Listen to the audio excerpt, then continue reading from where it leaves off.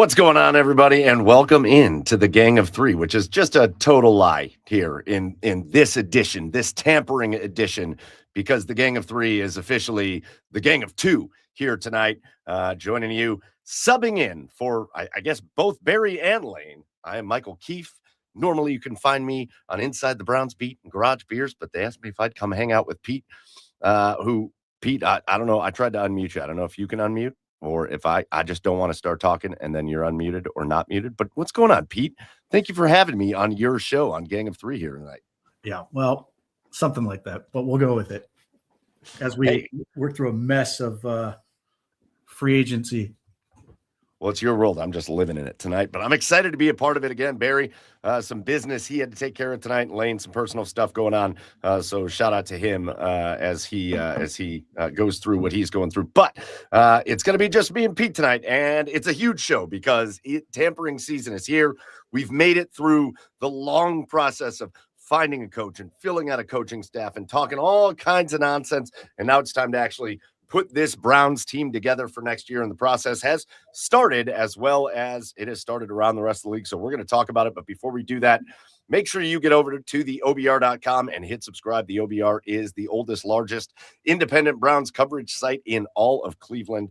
And so whether it's joining us on the streaming network or whether it's reading some of the best stuff from guys like Pete Smith himself and the rest of our awesome crew at the OBR, make sure you get over to the OBR.com, you hit subscribe, and you become a part of it. But, Pete, let's just start right now. And again, welcome to everybody. Welcome to everybody in the chat.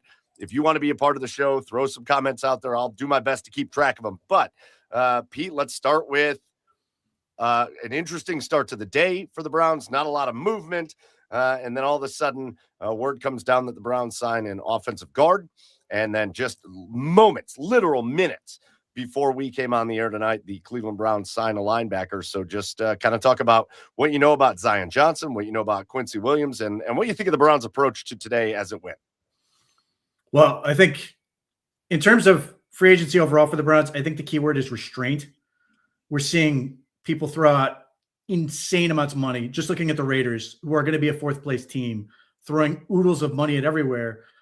All these players, and this is the type of thing where in 2 years they could all be cutting these guys and be replaced.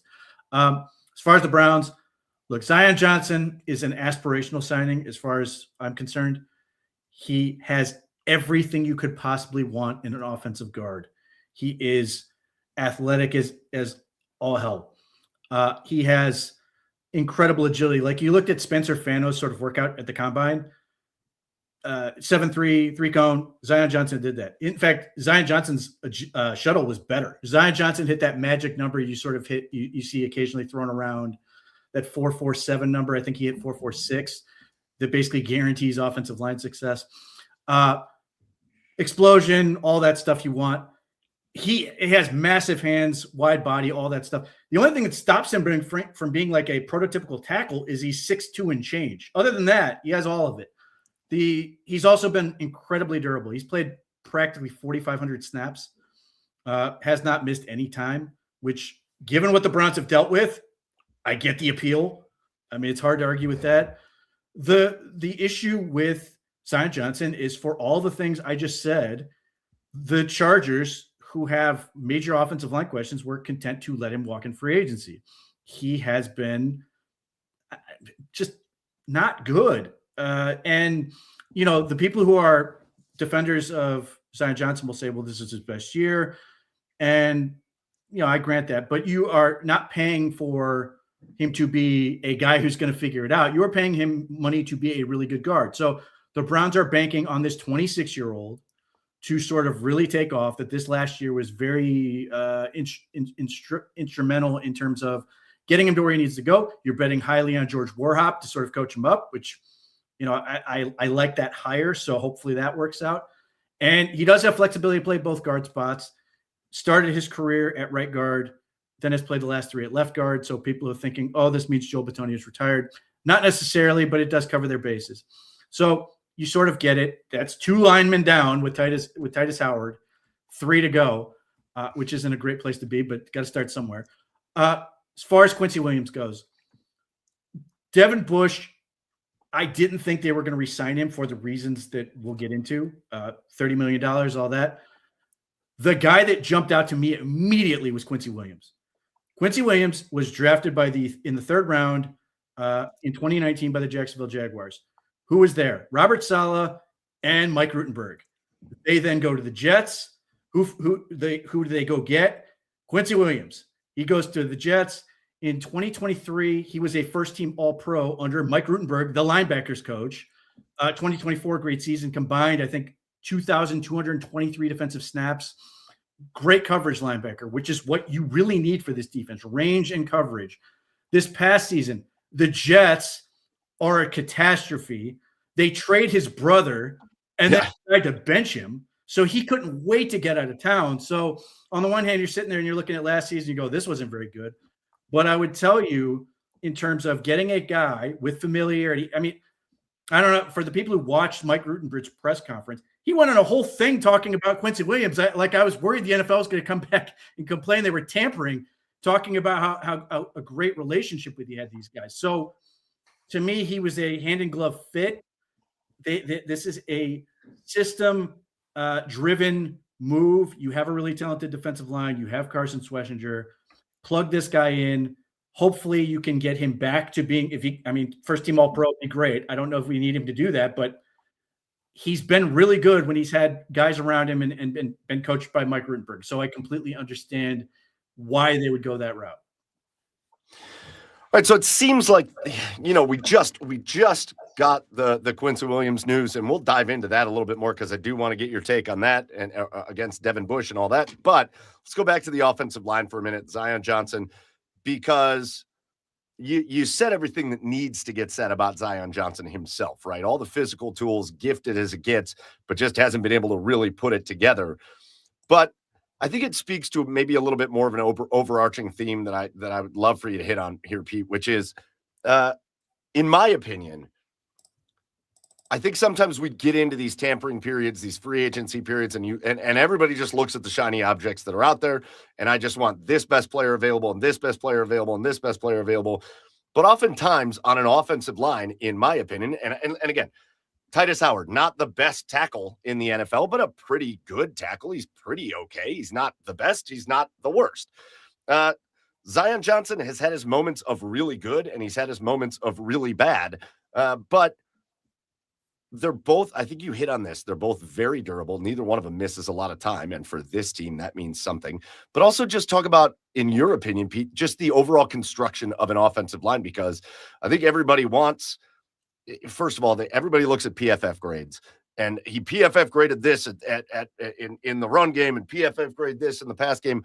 But the reality is there are very few offensive lines in the NFL that are featuring 5 All-Pro across the board offensive linemen. Instead, you've got to piece things together in a way that's going to work. So just, I don't know, talk about, very rarely do you see a team go in and need to just construct 5 offensive linemen out there. Just talk about the process of doing that and maybe how the sum can be greater than the parts. Well, I mean, the Titus Howard move, you get ahead of everything because you're seeing why you make a trade for Titus Howard as you see all this money fly out the door and you're sitting there going, why would the Browns pay all this guaranteed money for Titus Howard? He's about to be 30 and all this. And then you look at the contracts that are going out the door today. The sticker shock every year. We're all surprised at how much these guys are getting. Tyler Linderbaum is getting $27 million a year to be a center, which, good for the Raiders, great for Tyler Linderbaum. I don't know if you can find him giving you $27 million worth of value there. So if you're the Browns, you get ahead of it. You give up a pick that went for, that you got for Kenny Pickett, who's now signing with Carolina, to get a starter. Great. And he gives you some versatility. My thing with Titus Howard is I love the fact that the Browns got the best lineman on a bad team. Thankfully, they didn't get one of the worst ones. I also love the fact that Titus Howard was a guy who said, how can I help? He just walked in and said, look, right tackle. Okay. Trent Brown's healthy. Okay. I can play guard. Both guard spots last. He played 3 spots on the line. Like, I like those type of guys. And they need just good guys in the locker room and good guys to do the things they are trying to engineer. You need guys who are willing to come in, be like, yeah, we got to figure this thing out, work together if we're going to bring in 5 new starters or however many bodies they're going to go. Zion Johnson, I don't know about him from the personality standpoint. I'm sure we'll figure that out. But again, if you're going to make a bet, at least bet on tools that matter. And he has everything you want. Now you've got to get it out of him, and you've got to, help him out a little bit. Again, now the Chargers situation was unique. Everybody else got hurt, but he was the best lineman on a bad unit. So, I mean, they lose both tackles basically. Yeah, right. Season. And I think that in part impacts why his numbers don't look great. You lose both your tackles. Justin Herbert is running for his life. That's going to have an impact. So you're hoping that you can put a more reasonable framework around this thing in the same way that we want whoever the quarterback is, if it's Shedeur Sanders or otherwise, you want a stable environment around them. You want a stable environment around Zion Johnson. So you're going to help him out as much as you can. So this is a good start. There's no way to look at this without acknowledging risk.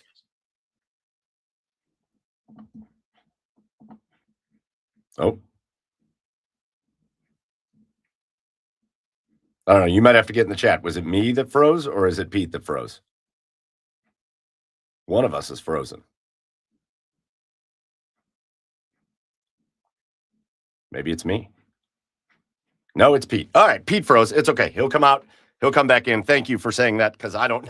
When we freeze, we have no idea whether it's us or whether it's the other person. So, listen, you guys get some of your stuff. I'll start throwing some comments up, and we'll get Pete. He's probably just got to leave and come back in. But you guys have been putting a ton of comments up there. I saw this from Fumble before. Bitonio is the key. If he comes back, we're 3/5 of the way done. If not, you can't fill three spots in the draft. Yeah, listen, we'll ask Pete when he gets back. I don't know that this makes my opinion change. I think we're going to know tomorrow for sure what Joel Bitonio is going to wind up doing. But the signings don't really tell us one way or the other, right? Because as Pete said, you look at Zion Johnson, he can play right guard, he can play left guard. You look at Titus Howard, this guy's played guard and tackle and all over the place. And so I think these are two guys, and this has always been a thing with Andrew Berry. And if you want to know what direction Andrew Berry's going to go in certain areas, versatility matters to him. He likes guys that can do multiple things. He likes guys that can play multiple spots. And he picked up two guys that can do it. So, again, I think we should find out 24 hours or so, less than that, on what's going to happen with Joel Bitonio. Again, I think we're the ones that don't know. I would be shocked.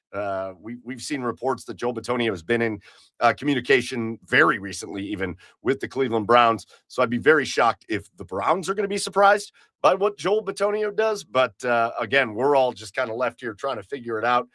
Let's see what else we got going on here in the comments. I also like this from Fumble. Does Linderbaum score? No. Is he worth $27 million? I wouldn't have paid him $27 million. I know why the Raiders did, because A, they had the money to do it, and B, they're about to have a number one overall draft pick quarterback, so build up that offensive line. But I do think he's one of the best centers in the NBA or in the NFL. So that's not to take anything away from him. I see him in the background here. Hey, Pete, welcome back, buddy. I don't know where I got cut off, but yeah, my internet just decided you're done. It's okay. The folks in the chat were the real MVP. They carried us through that. We answered a couple questions. So, but yeah, just for me, it was going through, Pete. Just kind of to take off where I was talking there. I think you just see a lot of people are talking nothing about only about Joel Bitonio, basically. So what does the signing Zion Johnson mean? What is the, now they have Titus Howard and Zion Johnson. Does it say anything? Is it everybody's looking for clues about Joel Bitonio? And my opinion, Pete, was I don't think we have any clues yet, because I think they brought in two offensive linemen that are versatile, that can do a lot of things. And I think they know what Joel Bitonio's plans are. I think we're just the fans are kind of the ones out in the lurch right now because they've been in communication. But I don't know. Does this tell you anything about what you think is going to happen with Bitonio? Are the Browns going to be looking at the end of the day tomorrow? Are the Browns going to still be looking for 3 offensive linemen, or is it going to be 2? Yeah, I don't know that it really tells us anything, because Zion Johnson could theoretically go right back to right guard and they'd be fine. Like the Browns, from my standpoint, have basically extending the window for Bitonio, because it would really be a big favor to them for him to come back another year. Like there's a part of me that wants if Joe Bitonio is going to come back to just say, like, send a quote out that says, all right, fine, one more year. Because, they are in sort of a lurch here, and he would be great, not only because he's still a really good player, but they need somebody to sort of run this thing, to sort of make that transition. And that's the one thing that sort of hurts them as they sort of make this transition of having all these veterans, from having Jack Conklin and Wyatt Teller and Ethan Posick and Joel Bitonio all in one group, this sort of all this group, to now you're going, we're going to do this whole thing. So if they could get Bitonio to sort of run the thing, to sort of set the tone for how things are supposed to go, put people in the right spots, all that stuff, I think that'd be really valuable.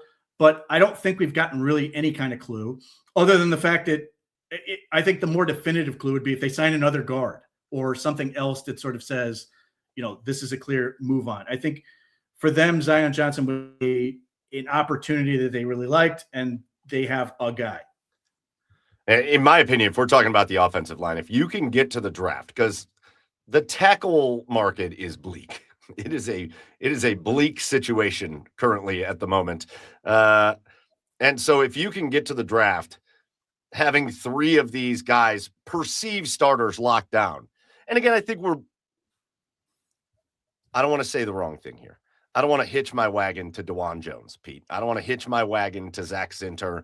I don't want to hitch my wagon to Luke Whippler. It's not about that, but I also don't know that the Browns aren't thinking that one of those guys couldn't be a starter for this team.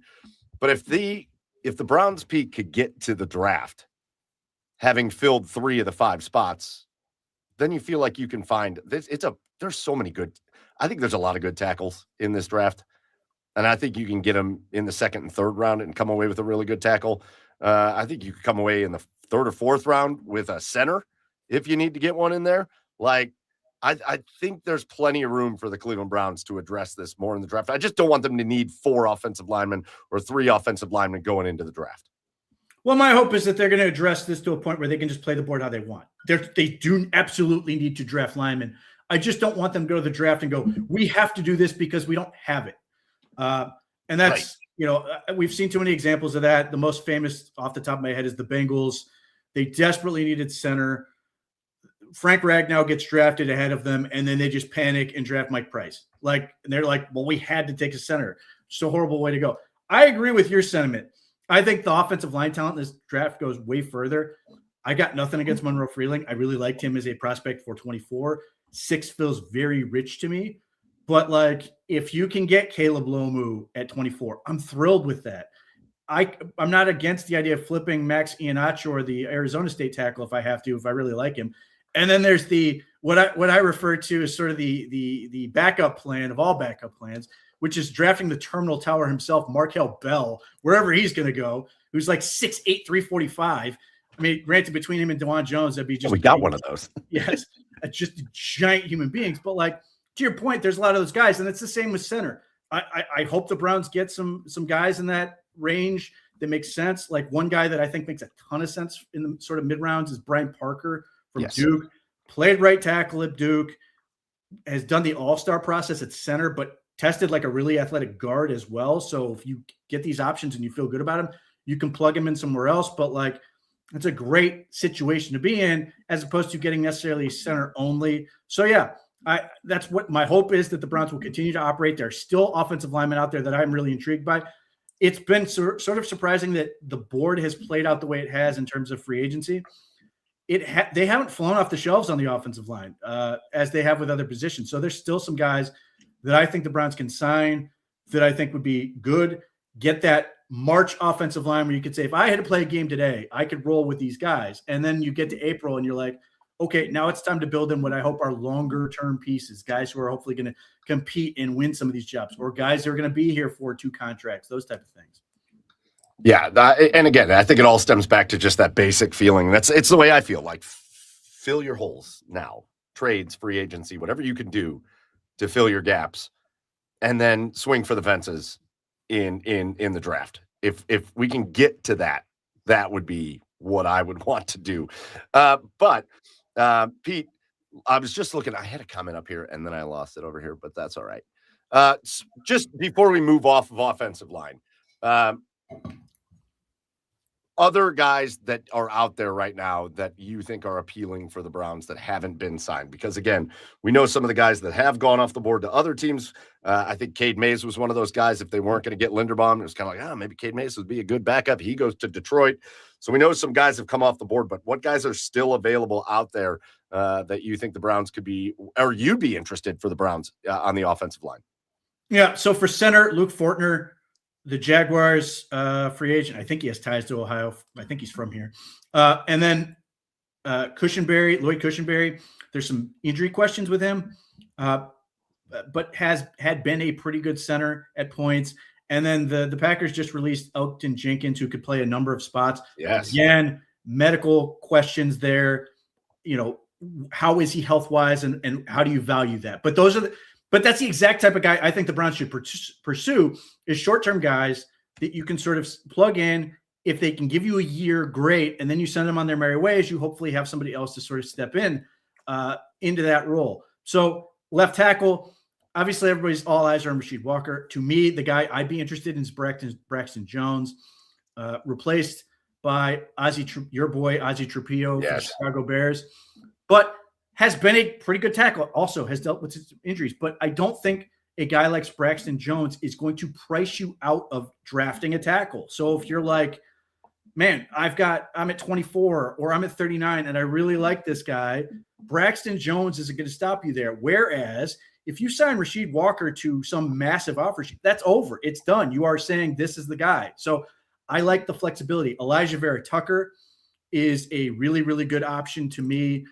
New York Jets free agent. So there are like a lot of these linemen. I have no problem with bringing back what's his face that the Browns just had at right guard, Tevin Jenkins.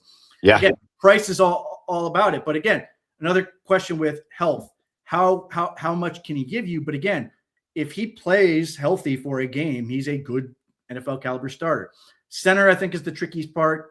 That supply is running reasonably low, but Fortner or Cushenberry or Elgton Jenkins would be good options there. And the other thing I'm sort of keeping an eye on, and I don't know where they're going to go off the top of my head, is tight end, getting an inline wide. There aren't a lot of great options available there.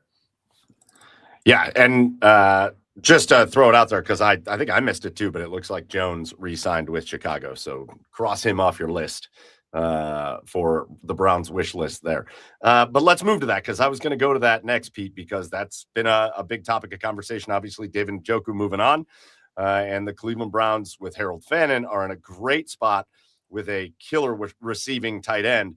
But it's been something we've talked about a lot, just getting that kind of inline, that blocker, that big physical tight end that can really spring the running game. I know your boy that you really wanted was Kohler from Baltimore, but he goes out. Where'd he go? LA? I think he went out to LA to the Chargers. And yeah, a lot of the tight ends, Pete, just started flying off the board. I think it was tight ends and corners that were the kind of the top signed players for a while today as the day went on. But just a boatload of tight ends off the board. So just your impressions on how the market fell for tight ends. And I don't know, any names that you still find intriguing? Yeah, Charlie Kolar is disappointing because I thought he was a tone-setting tight end as a blocker, which seemingly was Todd Monken trying to sort of make his mark on this offense, is get a big physical presence up front. I think he has untapped potential as a receiving threat. He had 2,000 yards and 20 touchdowns or something at Iowa State, and obviously ended up on a team that had Mark Andrews, and then added the other Isaiah Likely. So if you're going to throw the ball, it's probably going to be one of those guys and not a guy like Charlie Kolar. But at the same time, I completely understand why a guy like that would want to go play for Jim Harbaugh, because that's what he is. He's the exact type of player that fits that team, that head coach. So it's annoying, but nevertheless, yeah, that's going to be the tough part, because the guys that I thought made sense were Daniel Bellinger, and he joined all of the wave of former Giants who apparently think that they can keep it, make it work in Tennessee the way it didn't with the Giants. But again, talented player. So after some of those guys, I'll be curious to see how the Browns are able to address it. Njoku continues to sit out there. I fully expect he's going to end up with the Denver Broncos, but who they like, is there somebody out there that is either a trade candidate. Are they going to go back to Michael Mayer, who they, was somebody they talked about trades for last year with the Las Vegas Raiders. And at that point, the now former offensive coordinator refused to let him go. Has that changed? Because he could be a guy you could plug in there, or are we going to be in a situation where they have to wait till the draft? Certainly not ideal, but this is a good class. You need a tight end. So that's where one of the positions where I sit there and I look at it, it gets pretty tricky pretty quickly. Yeah. And again, I do also think, it just shows you, like, don't panic what happens this week. You want to get as many good players in as possible. You want to have as many questions answered as possible. But again, Pete, as the guy that continues to sit here and look at the draft week in and week out, I continue to look at this draft and get to the third, fourth, fifth rounds and go, oh, I really like that tight end. Oh, I really like that tight end. And again, you don't want to be doing that with too many positions because you only have so many picks in that range. But again, it just seems like there's some depth at tight end in the draft and some guys that can kind of do what we're looking for. That can be big physical bodies, but also good receivers out there and impactful to the offense. So again, it's just a little reminder that I'm not going to panic if they don't find the right tight end this week, because I think there's going to be plenty more options available to him. Yeah, I mean, I love Max Clare out of Ohio State.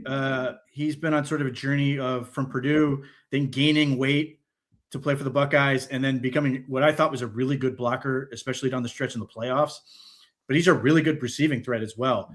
But, with tight end, that's one of those positions where I don't love the idea of just throwing the guy in there. Harold Fannin is phenomenal, but it's remarkable that class happened where you had all those guys succeed. Normally, there's more of an incubation period. I love Sam Roush out of Stanford. That is what he is, and he was a super productive receiver. But, later in the draft, is it a guy like Dallin Bentley from Utah that you can get, again, productive, late bloomer in terms of receiving, but has been a blocker. And that's what they need. They need somebody who can get up, put their hand in the dirt, and not, people are going to throw out, well, Kenyon Sadiq. Yeah, he blocks hard, but he's tiny. He's tiny. He's a freak, though. He's very strong, but I just look at it like just putting him in practice. He's got to somehow get hands on Alex Wright and Myles Garrett. It's just not going to work. And this is the reality of the NFL. This is who you're going to, or now, Max Crosby theoretically with the Baltimore Ravens, and you sit there and you go, okay, Kenyon Sadiq's going to, pin him inside and they're going to run on him. I find that very unlikely. So give me a big boy, give me somebody who can really do that, who takes pride in that. Not to say Sadiq doesn't, but it's just, there's a reason those guys are like that. We got one question in the comments. Let's see here. It looks like, I think it's Johnny, right? Is it Johnny Munt from Jacksonville? It looks like Jacksonville released Johnny Munt, who is their kind of version of a blocking tight end. He's 31 years old, so he's not spring chicken by any stretch, but could be the type of guy that comes in on a good value contract for the Cleveland Browns that's gotten some pretty good run in the NFL. So your thoughts? Do you have any thoughts on Johnny Munt? Have you ever thought about this guy? It feels moral. It just feels like another Blake Whiteheart, Brendan Bates. This is the thing. And those guys are okay, but they're tight end threes. This is my thing is I've been sort of saying I want to get another real frontline tight end guy. And even if you got Kolar, he was going to leave something to be desired. He's not these top of the line guys, but he has a clear role. You know what you're going to do. And then you hopefully draft a guy behind them to develop that can maybe be that other piece of it. That's my thing is I don't really love, nothing against Blake Whiteheart. His name is awesome. And he has basically Johnny Munt stats, but when, the guys that you're like, it's a pleasant surprise when you get passes and they do stuff in the game that you sort of jump out and you always sit there going, I always want a little bit more. I don't want to get to a point where I would go, I want a lot less. And that's sort of the risk you play with some of these guys. I saw this comment and I just want to throw it out. And again, a slight disagreement here. But Chris Gillespie says tight end, not really in our worries going into the season. And I disagree. They got to find another tight end that's a reliable player, and just exactly what you were saying there, Pete. It's you can't go in with Harold Fannin and then just hope Blake Whiteheart or whoever else just manages to be a guy that you can rely on to the level you tried to rely on David Njoku. Like that's, David Njoku did not have a good year last year in terms of the numbers he put up, but he was still a good blocking tight end, big physical dude that you could get out there and make plays in the run game. And you're trying to replace that too. And so I think it is something they are concerned about, which is why we're talking about it. Well, look, I mean, the offensive line is such a key component to this, but that guy is going to help you run the ball. And the Browns, I don't care who's playing quarterback. Just, if it's Shedeur Sanders or somebody else who's not on this roster currently, or whoever you think it is, the Browns need to make it as easy as possible for them to thrive. The best way they can do that is to give Quinshon Judkins some blocking. And 90% of his yardage was, or I should say, what was it like? It was wild. His yardage, 90% was like after contact. That's a crazy number. If they just block Dylan Sampson, who I really like, just give him some space, like give him something to work with. Hopefully we'll get more glimpses of what we saw him do against the Raiders, who were Sands defense. So they've got to establish that. Not only that, it just the amount of things you can do offensively in terms of just changing how defenses have to cover you. If you have, say, a real Y, Harold Fannin in a jumbo package versus being able to spread out a whole bunch of guys and give them a different look and mix and match and do all these other things. So the Browns are absolutely focused on that position and definitely want it to be better than it was. Certainly, it would be great if they could turn back time and David Njoku was 26 again. I'm sure they'd sign him all over again, but the timing is no longer where it makes sense for either party at this point, and they've got to find something else for the future. But that position definitely matters. Pete, elsewhere, just kind of sticking on offense because there's some really interesting things to talk about on the defensive side, and we're going to get to that in just a couple minutes. But sticking on the offensive side of things, again, the other position that everybody wants to talk about is the wide receiver position. And we saw some stuff happen on the wide receiver market today. We saw Alec Pierce get a big deal from Indy. We saw the Mike Evans move out to San Francisco. We saw kind of like Tennessee and Vegas sign all like the second tier kind of guys. But we saw some movement on the wide receiver market. Just insert your opinion on the Browns and where they maybe look to address wide receiver before the draft happens, if you think they do at all. Well, as far as free agency goes, I hope they don't, because you're just the numbers are astronomical. Right now, I need everybody to get over it with Jerry Jeudy and give him a big hug, because right now he is making on his annual per year is the same as what Raheem Shaheed just signed for, $17 million. Alec Pierce has who is getting you mentioned $116 million or whatever if he gets it all. Has never just had his first 1,000-yard season, and he's never touched what Jerry Jeudy did in 2024. Wan'Dale Robinson, who's 5'8", is getting 78, something like $78 million. Like the free agent money is insane. It's just a bad bet. So if you're going to address the position, it should be through a trade. And as we're sitting here, all these people are speculating on what the Jaguars are going to do with Brian Thomas Jr. And look, they've got a whole lot of suitors, and they are not pricing him to move, so we'll see. But they're not going to give him away, and they can easily keep him because he's a very talented player. But that's sort of the type of move where I could see them doing it, because Andrew Berry obviously has a track record. But this is why I've continued to pound the table for take a receiver at 6. Because, one, I think there are a couple really, really good ones that I am higher on than I guess most people in Mekhi Lemon and Carnell Tate. But, like, the other part of that is I'm very worried about where supply goes after that pick, because I love Casey Concepcion, but I'm terrified he's not going to last to 24. And then at that point, I feel very bad about who the options are. There are some talented receivers, but none of them to me are first round picks. And I want to get value for those selections. So that's where I sit here and go, you've got to, and the other part about that is, like, if the Browns miss the boat on this, theoretically on wide receiver this year, and we're going to 2027, we don't have a quarterback, you're immediately putting that at the top of the board again. And then again, we're theoretically pushing wide receiver off yet another year. And that's where I sit here and go, when are they going to make that big push? This is where I think it makes the most sense. But like, Romeo Doubs is still out there. I know there's people who keep talking about him. I just cannot envision a world where I'm paying $20 million for that or whatever it's going to end up being. So I hope they avoid that trap. Said the same thing last year with some of the Titans signings that they immediately looked regrettable. I've got nothing against these guys. I'm happy for the players they're signing these contracts, but in terms of like just how it works from a Brown standpoint, they are contracts I do not want to be a part of.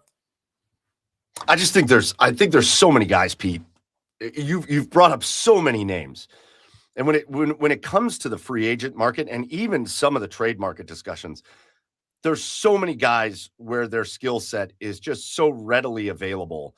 And that's not what's going to change the wide receiver room for the Cleveland Browns. I like Jerry Jeudy better than I think most Browns fans, especially after last year. But I think we've seen Jerry be much better than he was last year. I think there was a lot that went into that. But like, there's so many guys that got paid today that you said it. Like, would I take him or Jerry Jeudy? And I think I'm still taking Jerry Jeudy. And they're making this wild amount of money. And so that was my thing. I think Alec Pierce is a pretty good wide receiver. He's not the guy that should, in my opinion, you should be like number one wide receiver off the board. Like, in my opinion, if Alec Pierce is the number one wide receiver off the board and getting like the best contract of the wide receivers, it's been a pretty tough wide receiver year in the NFL if you're looking for a free agent. And I don't really want to be desperate in that situation. Having said that, Pete, you brought up trades.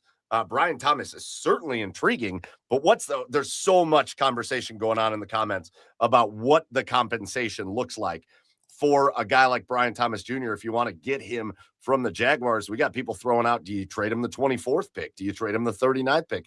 Like, what's fair value for Brian Thomas Jr.? What do you give up for him? Yeah, I would hope it's the second round pick and maybe there's a sweetener added in, but this is the sort of risky business I'm worried about. The fact that all these teams are theoretically interested in him that can easily drive the price up. And then you're in a bidding war that, again, I don't like to be in this, which is where I would have loved to know what the Jags like price point was at the trade deadline when this was another possible option. Now, having said that, there's a lot of variables to this whole thing. First, Brian Thomas is 6'3", 200 pounds and runs a 4.3. He looks the part. It's useful. Very productive at LSU. Very fits right where the Browns need that X, all those things. He has a phenomenal rookie year, 1,200 yards, 10 TDs or whatever it was. Now, a lot of that was with Mac Jones, and it was with a different coaching staff. So this year, Trevor Lawrence is back at being in the helm mostly, and they have Liam Cohen. And it does now. Part of that seemingly is on Brian Thomas Jr. Did not handle it as well as he should have in terms of bad body language and some of the stuff you saw during games. But if you also look at this and you go, well, the Jags also didn't think much of Tyson Campbell, and that worked out really good. Now they could be really bad at evaluating talent, but I'm not gonna bet that they're just stupid on this twice in a row.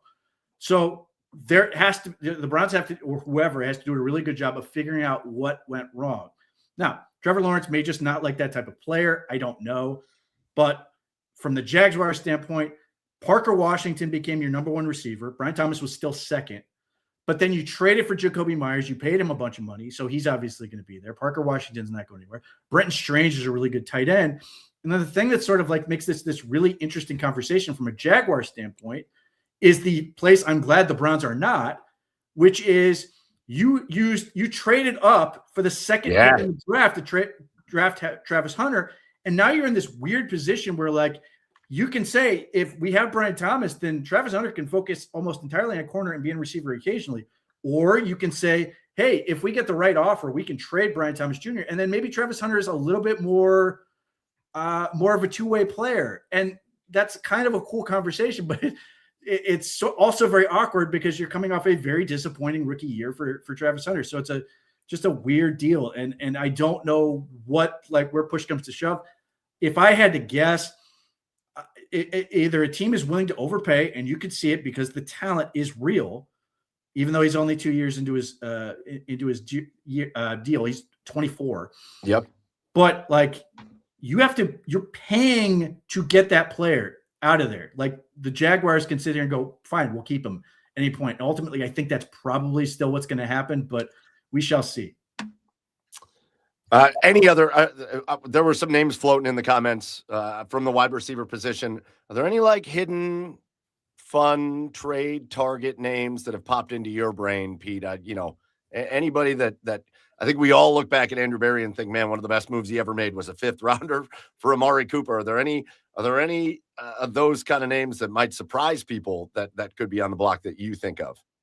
The only one that jumps out at me is one I already mentioned, was just Michael Mayer, which would help them solve the Y issue. Yeah, sure. If the Raiders really wanted to lead into Brock Bowers. But here's it's another situation where the Raiders may be like, well, we're fine to keep him and we'll just let him sort of play out his contract. We don't really want to keep giving away talent, but they may want to add more draft assets. They may want to get more picks. They may want to have this guy making the selections. Other than that, there's nobody that jumps out at me, but that's the problem. Is if that was the case, I would have said, hey, the Browns are absolutely going to trade for Titus Howard. And everybody's sort of like, wow, this sort of happened. So I wish I could give you a great name for that, but I don't know if there's anyone that stands out other than if the Browns want to do the thing that I know people would hate, which is throw a pick at a team who said, we're going to release a quarterback unless somebody gives us something. And the Browns are like, we're going to give them that something to make sure we get them. Oh boy. Speaking of quarterbacks, last thing on the offensive side, Pete, interesting day in the quarterback world as Tua gets released, obviously, from Miami. And then it was really the big news was Malik Willis goes to Miami. Man, I really thought Arizona was just positioning themselves. They cut Kyler Murray.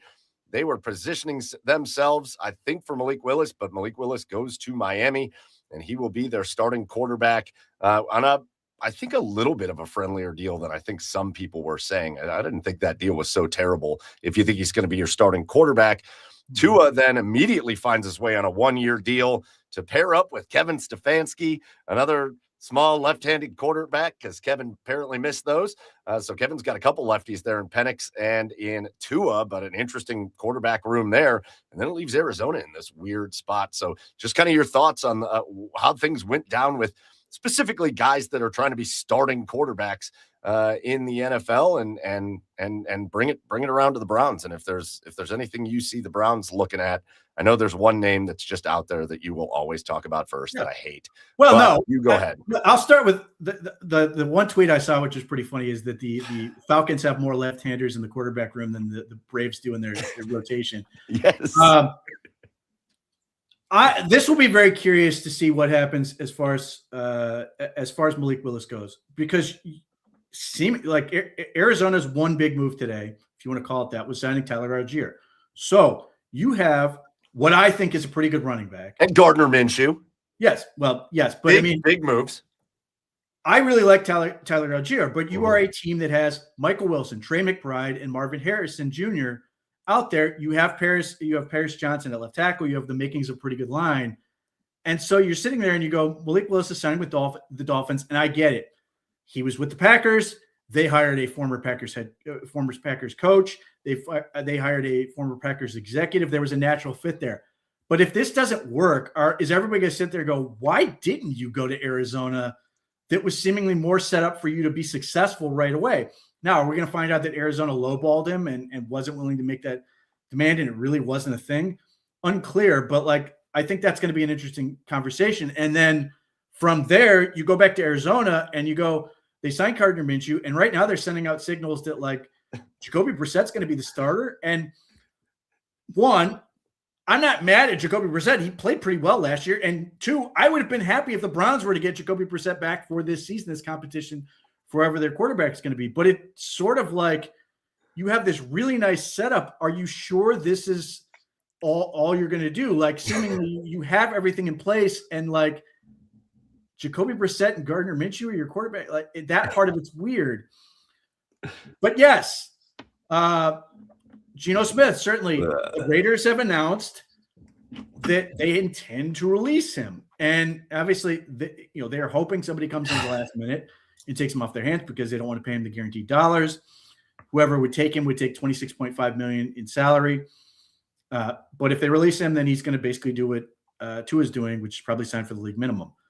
I would be thrilled for the Browns to get him, obviously, because if you are somebody who likes Shedeur Sanders, Gino Smith plays like Shedeur Sanders, except bigger arm, more mobile, and knows what he's looking at. And you can make plays off schedule and all this stuff. Watch him with the Seahawks. He was great. The Raiders were a mess, just an absolute mess last year, as he threw for like 285 against the Browns while getting hit 20 times. Like, he legitimately put the fear of God in them at points in that game. Like, he's a professional quarterback, which is what the Browns need. And he does have a pre-existing relationship with Shedeur Sanders. So there are all these things that I sit there and go, that makes a lot of sense. Now, and to that point, I'm terrified of the idea of like Gino Smith going, I'm going to go sign with the Steelers. I don't want to see that twice a year. Yeah, you don't care. Sign, go. See ya. Which, by the way, have fun. The Alec Pierce thing, which really annoys me, is that they trade Michael Pittman to the Steelers, who feels like a very Steelers wide receiver. Yeah. And they basically, borrow from the Browns playbook. I don't even think they've released the compensation on that yet. Pick swap for receiver that they signed for 3 years, $60 million. Yeah, did not love that. Did not love that. And you're just sitting there going, okay, great. Like, I hate this. One of the many moves I hate in the AFC North that happened as far as the Browns are concerned. But like, if you're Kyler Murray, if you're Geno Smith, if you are Aaron Rodgers, I hope, run it back. Dear God. If you're those guys and you sit there and go, okay, DK Metcalf, Michael Pittman, the tight ends they have there, they just apparently agreed to a deal with Rico Dowdle. Yep. Like, the offensive line is largely intact. Again, Broderick Jones remains a question mark at left tackle, but you can step in there and play pretty well. So that's the other meatball that's sort of hanging out there. Gino, I'm cool with Gino. I don't know what the Browns gain on a long-term level from Gino Smith being, and he's already had his career resurgence. I don't think he's having another one. I don't think there's going to be another magical career resurgence with Gino Smith. I think he had his one, and then it's done. And I think it's crazy to think he's going to have another one. I just think it's crazy. Here's my theory of the case on that, because you're 100% right. I go back to Jeff Garcia.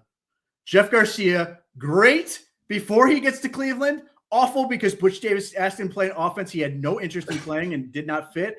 And then he left and went to Tampa the next year and went right back to being great. Yeah, but he started great. Gino was not great. And Jeff then Garcia he was better. Was in the CFL first. Well, that's fair. I don't know. My argument is, again, if you're getting him for $1.3 million, you're buying low, if that's how it works. Like, the risk is very low from that standpoint. But if he can regain anything, you get a real quarterback for a year, which is what they need. And if Shedeur can beat him out, that's a good point. Shedeur has beat a legitimate starting quarterback, but even at 36 years old, like, he's more than good enough. Like I said, watch him play for the Seahawks. Put up weapons around him. He gives guys chances to make plays on the ball. Receivers love him. And he's a professional. Like, he's a grown-up. They need that. Like, I'm the anti-Anthony Richardson guy for this very reason. I want a real adult quarterback that has been a starter, has been successful, all those things, and then give something Shedeur to shoot for, because beating out the husk of Deshaun Watson means nothing to me. So do something where you're like, I've really earned this thing, because it's not only showing, the fans that you're a real quarterback at that point. You're showing the locker room. I beat a real quarterback out for this job. I've earned it, as opposed to, well, we didn't really do anything, and here you go. I know people aren't going to like this, but if you're going to go for that, I just don't know what the contract, obviously the contracts. Gino might be willing to take a contract like that. And if that's the case, fair, because you can't beat it. But I know this is going to make people feel all kinds of ways, but at that point, I'd rather see if I can get a short-term deal with Kyler Murray and see if he wants to come do his career resurrection here.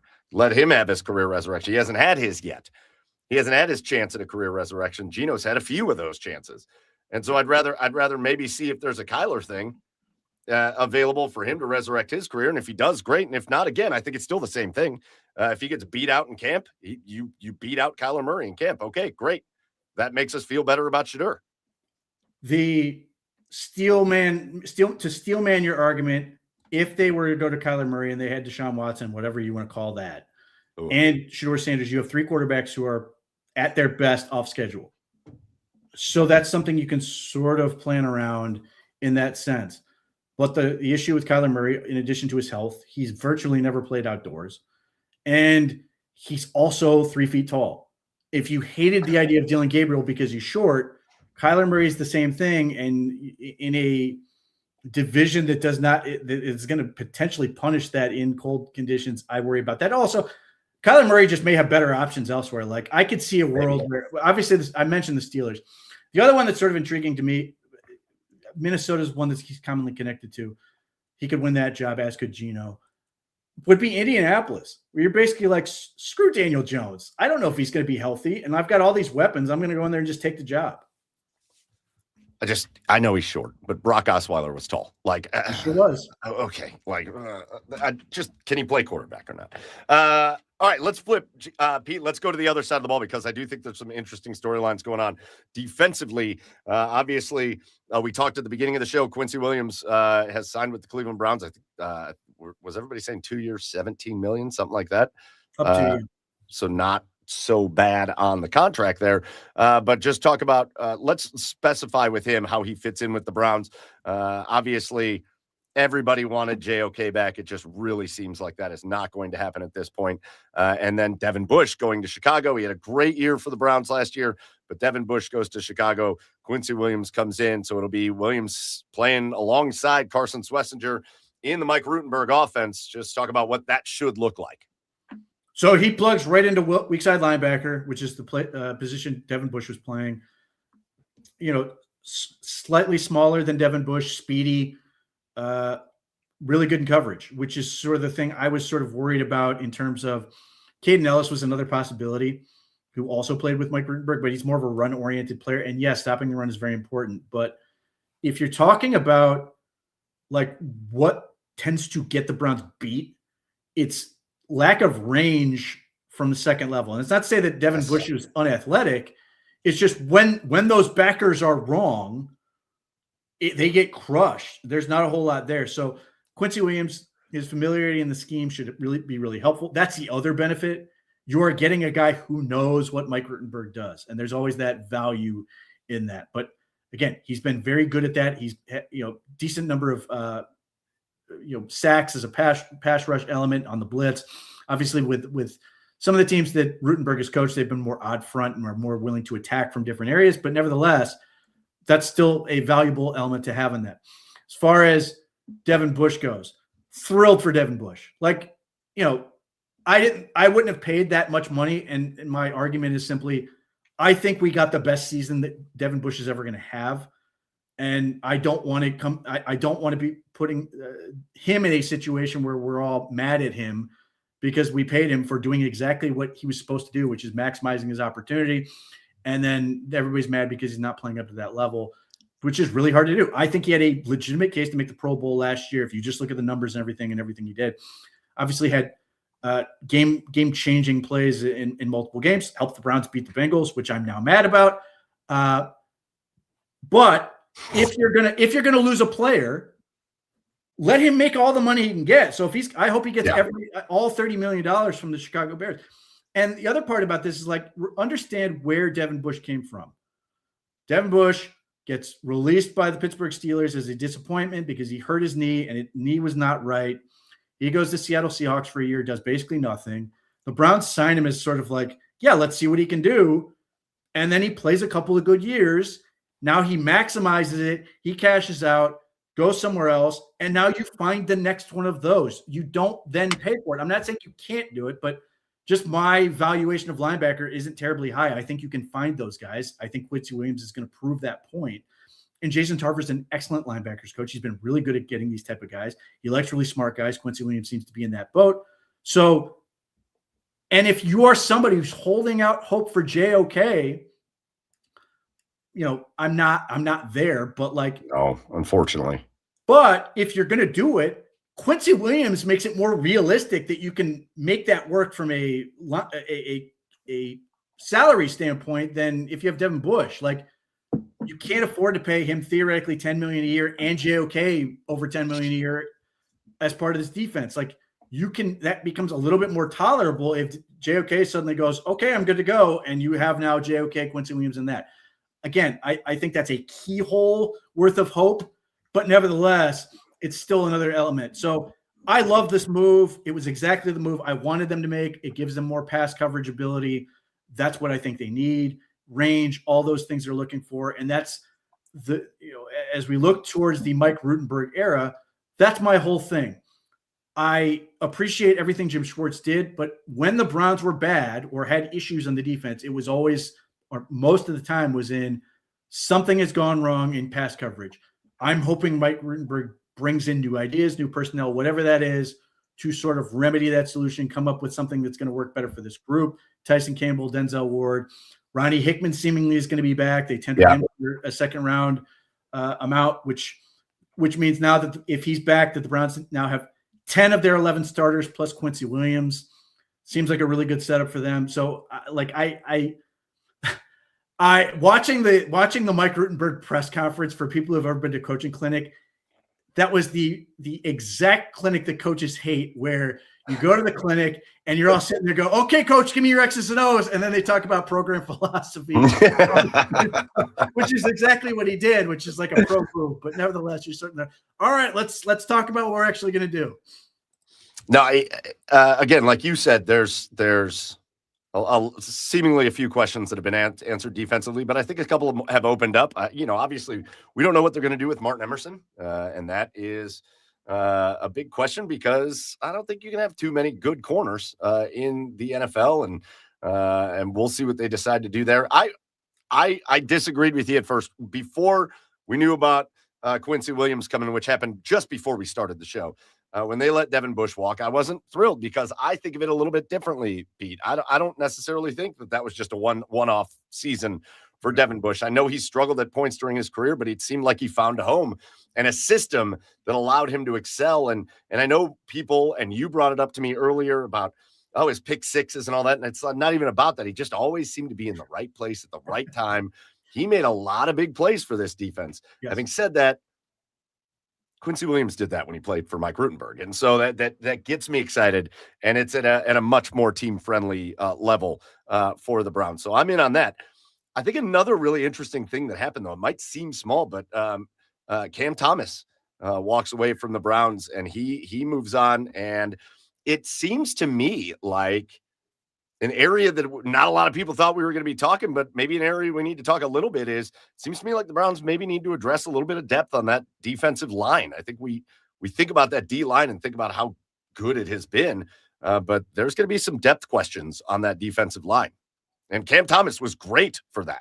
Yes. Well, one stat that PFF put out, since 2023, Quincy Williams has 150 defensive stops, which stops for them mean plays the designated failure, 50 tackles for loss. So sign me up. That's, for the people who are like, I want JOK back. He's not JOK, but he gives you sort of that element. Now, to your point, very, very sad to see Cameron Jordan leave. Cam Thomas really liked him as a player, was sitting there. I loved when they picked him up as a waiver claim. I proudly staked my flag that he was going to make the roster. He did. Give you a nice little element. Now, Jack will quibble and say he's not worth $3 million. Okay. But what that does is it gives you the Browns options. If they go into the draft and they go, oh, man, we really love this pass rusher, deny Dennis Sutton, for example, is sitting there around three. Like, I can't help myself. Well, then you can plug him in. You're like, this is great.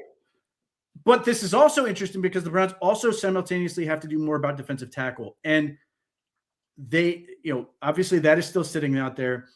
Shelby Harris is still sitting out there. I'm very curious to keep an eye on Dalvin Tomlinson because he's released by the Cardinals. I don't know that he's necessarily inclined to come back, but if the money was right, I would love to have him. I love Dalvin Tomlinson.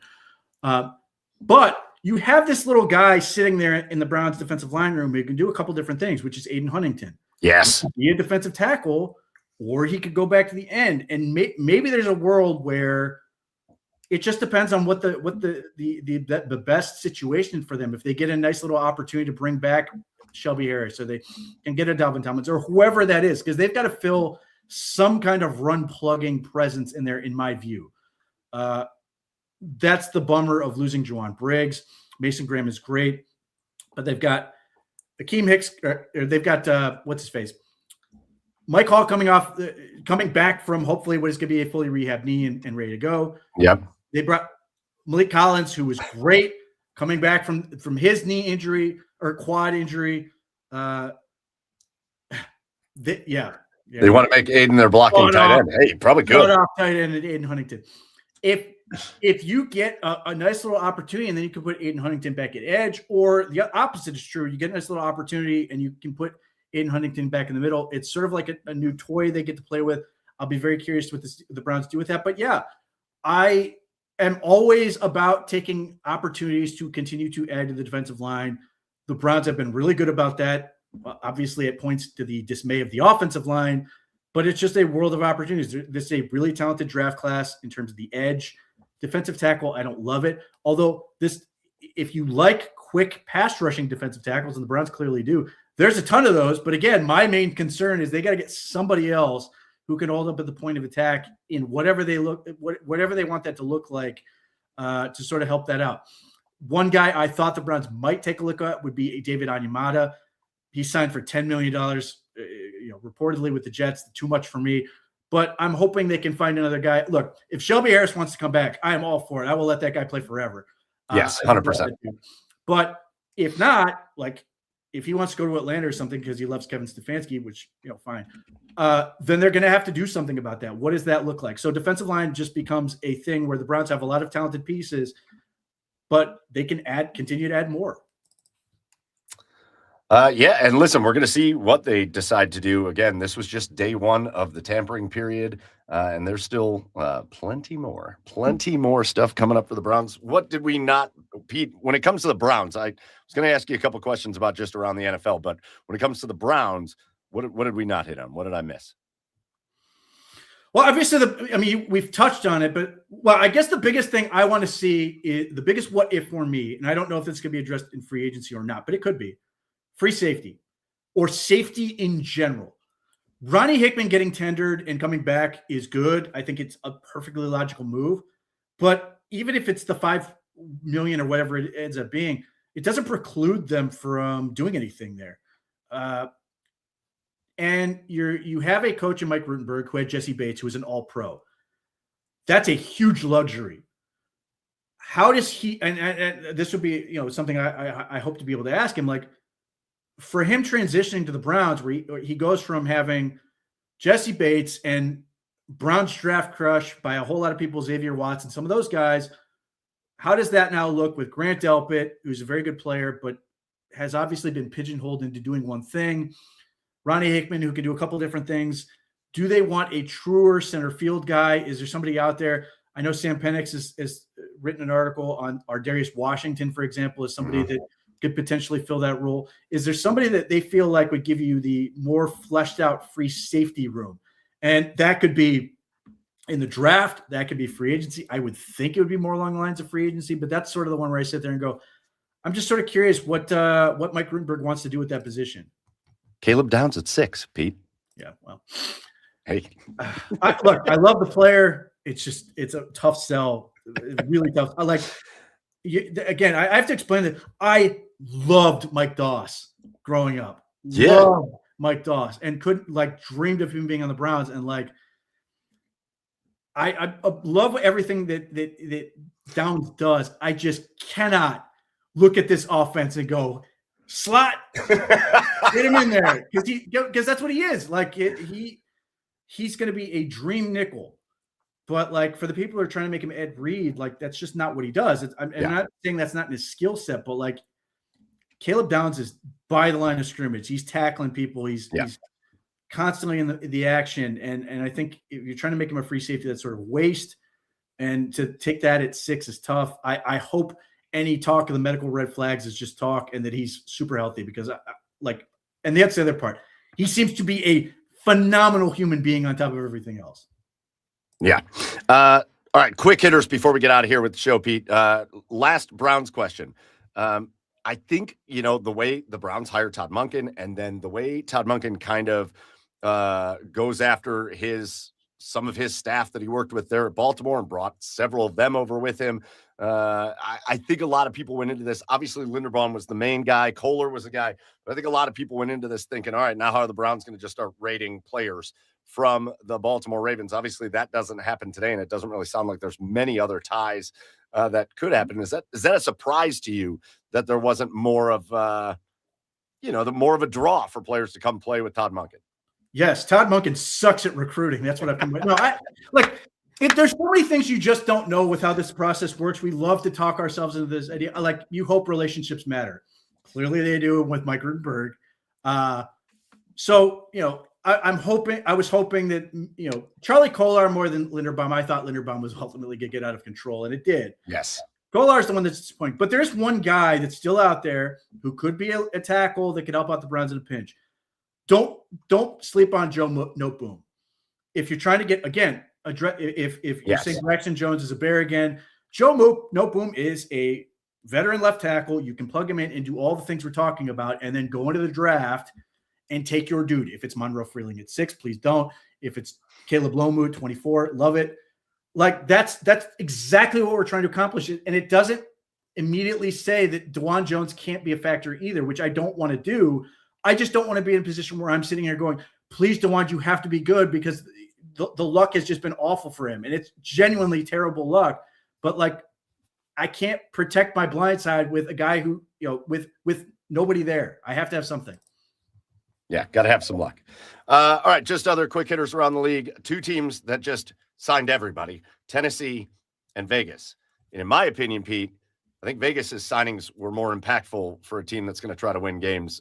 Tennessee, I think, brought in some nice players. I just don't. I look at the roster and I go, oh, okay, they'll win 5 games. I think Vegas brought in some kind of higher impact players, and they paid a lot of money for them, but they had the money, so who cares? So your thoughts on Tennessee and Vegas just eating up the first day of free agency? Well, the one move I really like for Tennessee is John Franklin Myers. I think that's a really good signing. I did like that. Other than that, I'm sort of with you. Although, here's the thing. I think Tennessee has more upside than the Raiders do, just because their division isn't as good. Houston obviously has a lot of work to do on the offensive side of the ball. They seemingly hate linemen and hate C.J. Stroud by extension. But, like, if you're the Colts, you have they're very talented, very good team overall, but you've got that meatball hanging out there, quarterback, and then Jacksonville looks poised to be the favorite.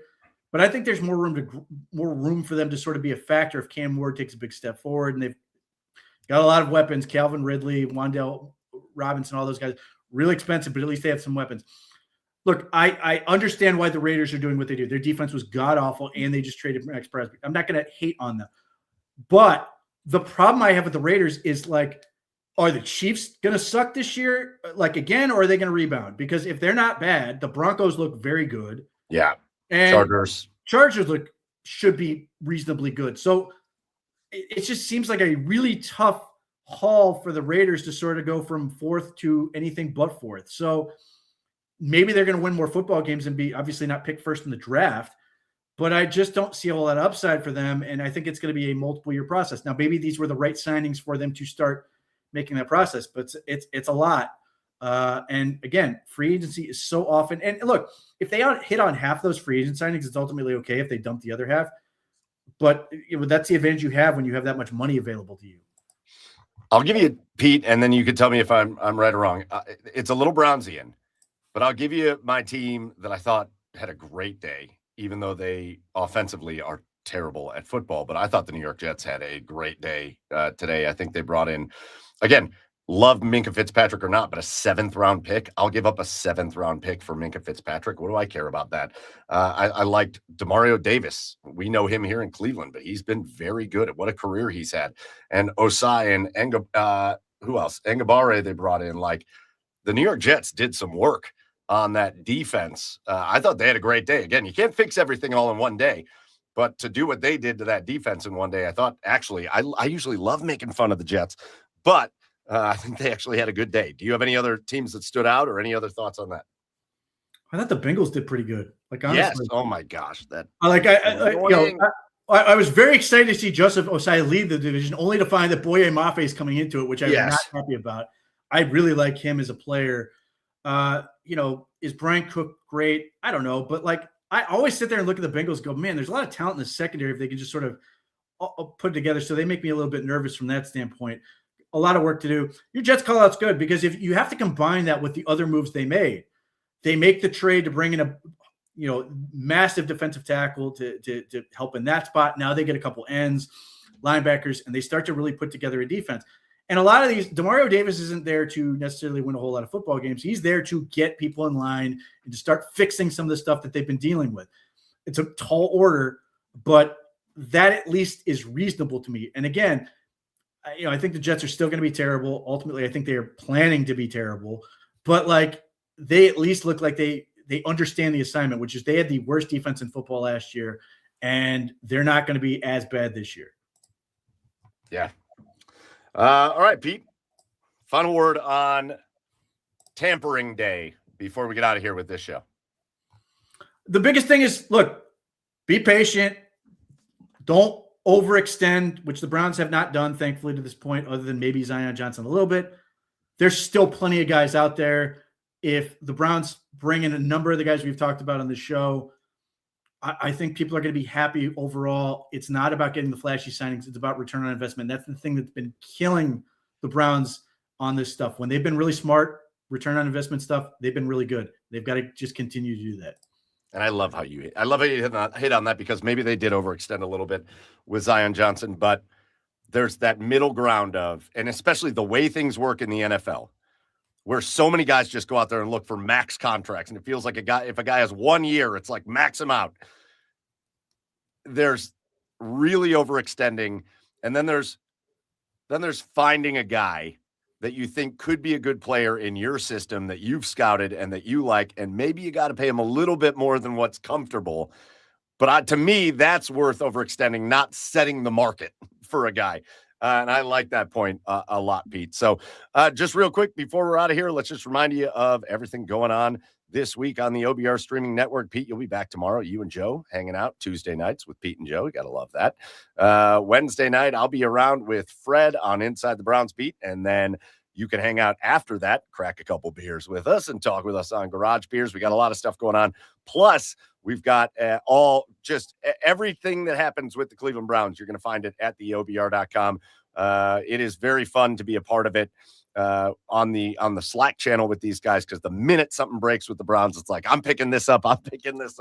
And these guys are absolutely on it. The OBR staff is awesome. And that's why we are the oldest, largest independent Browns coverage site in all of Cleveland. So get over to theobr.com, hit subscribe. But thank you to them for sponsoring this show, Gang of Three. Normally, you'd see Barry and who else do we have on this show? I'm losing my mind here tonight. Normally, you'd see Barry and Lane.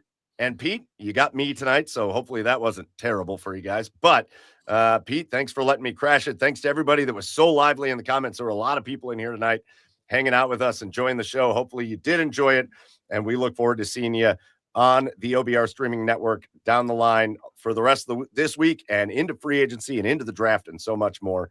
Oh, I didn't even mention This Side Up on Thursday. Don't forget This Side Up. That show's great. Pete, it's a blast. Thanks for hanging out with me. I am Michael Keefe. He is Pete Smith. This has been Gang of Three, and we'll talk to you later. Until then, as always, go Browns.